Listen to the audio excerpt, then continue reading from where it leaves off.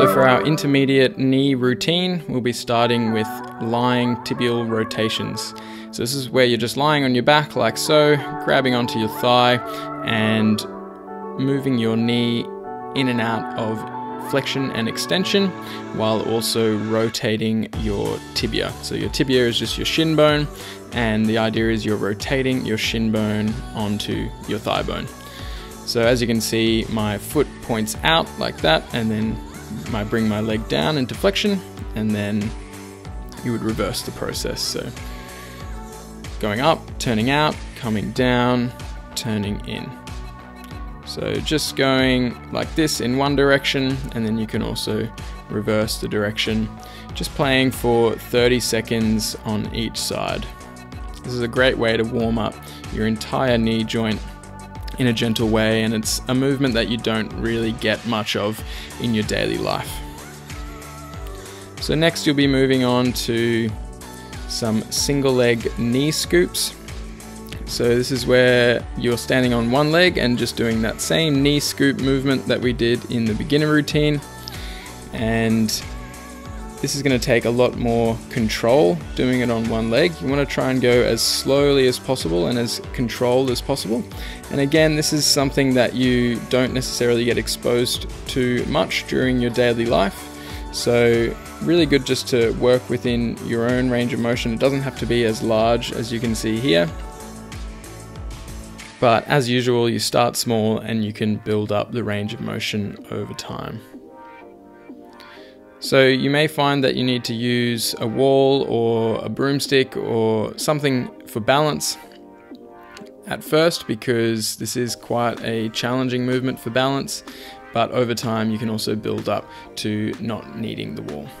So 30 seconds on each side for that one, and then you'll be moving on to single leg tibialis raise. So same concept as the tibialis raise, it's just doing it on one leg.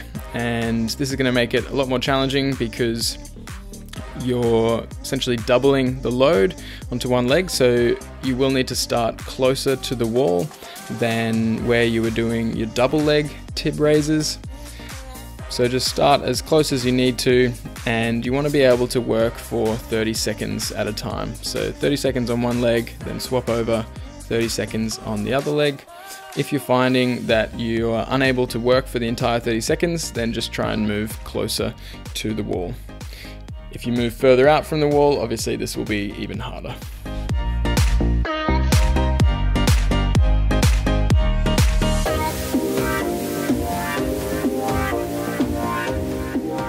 So after you've done your 30 seconds on each side, we're moving on to heel elevated step ups, and you can add some weight onto this one. So I've got a kettlebell here, you could use a dumbbell, you could also use just a big bottle of water or anything that you can use to add some extra weight. And same concept here is just lowering with control so that your knee comes over your toes. And again, it's just tapping with the front foot. It's not resting it on the ground, just tapping the ground. Doesn't have to be as far out as you can, it's just light taps, and again, start with a small range of motion and build up.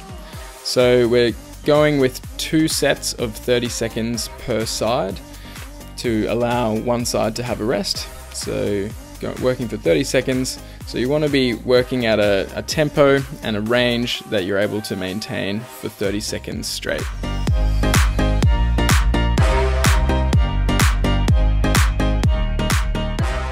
Swapping sides again, and you can see here I'm trying to go further out. This is just to demonstrate what's possible, but you don't have to increase your range of motion in the one session.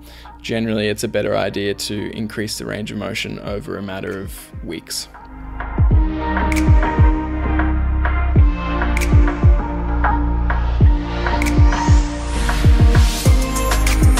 The heel elevation on this exercise just helps reduce the need for ankle mobility.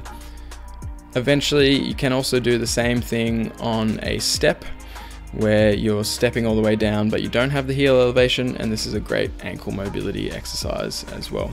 But for now, because we're wanting to target the knee, having the heel elevation is helpful. So this is a great way to target what's called terminal knee extension, so the end range of your knee extension.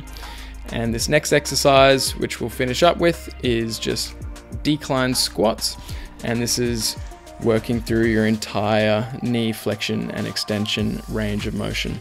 So as you can see, the heel lift allows a deeper squat because we're removing the need for ankle mobility, or we're reducing the need, and my bottom is coming all the way down towards my heels, and my knees are coming into almost full knee flexion. So again, slowly lowering down with control and then pushing back up all the way to full extension. Obviously you don't actually have to have a beam to do this. We're just using this for the demonstration. You could use a stack of books or anything that you have that allows you to get that heel elevation. And we're working for 1 minute on these decline squats to finish up the routine.